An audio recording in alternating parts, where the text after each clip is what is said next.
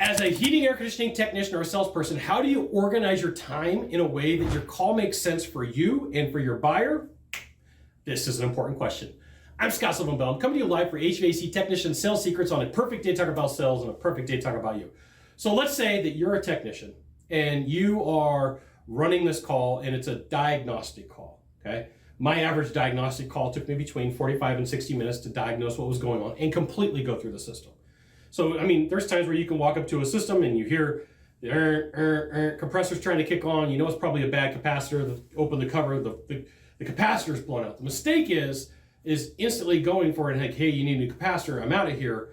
There's a potential of a lot of other things being wrong with the equipment, and it does take some investigation on your part.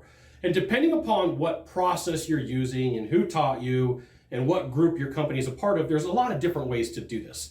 But I will share something with you. If you're going to manage your time, it does matter how often you interact with the homeowner. It does help to know what to say when they ask you what is going on with the equipment and what they need to do.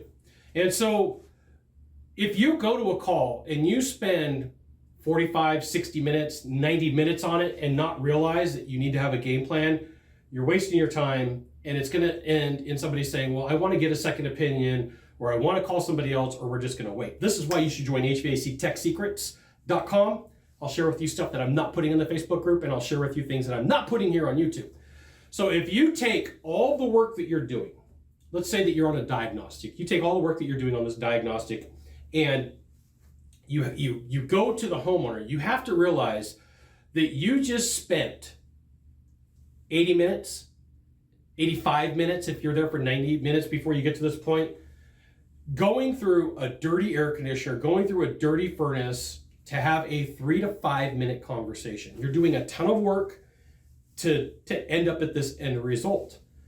And I'll meet with technicians and I'll say, well, what's your game plan? Well, I don't have one. I'm just gonna, fly by the seat of my pants. And I can tell you that flying by the seat of your pants will net you between 13 and 18% results most of the time for maintenance plans, club memberships, selling of parts, add-on sales, because there's no congruent conversation. It's just word salad. And word salad means somebody just threw a whole bunch of words together, and the buyer's like, or the homeowner, or the person you're meeting with, the property owner is like, I don't feel comfortable, right? What they're looking for is calm, consistent confidence that comes from you, from knowing what you're talking about, right? So here's the thing. Let's say that you go run a diagnostic tomorrow, and it's your first call of the day. You go, you take a look at the equipment, you figure out what's going on, you step aside for a moment, you make your notes, figure out how you're going to explain this to the person that you're meeting with, and then go and explain. Here's what caused what's going on, here's the parts and pieces that are having issues, here's what the recommendations are, and then you just let them make their decision. If they ask you for your opinion, that's one thing, but if you're like, this is what I would do, you're crossing boundaries and it's creating issues because you just spent 90 minutes saying, here's all the things that you have to do, and you took away the ability for them to veto. You took away the ability for them to say no because you said you have to do this. Just a nuance that I picked up over time. You're literally working for 60 or 90 minutes to have a 3 or 5 minute conversation. How are you planning that conversation? What are you going to say? And what are you going to do? There you go. You got this. We'll see you soon. Subscribe.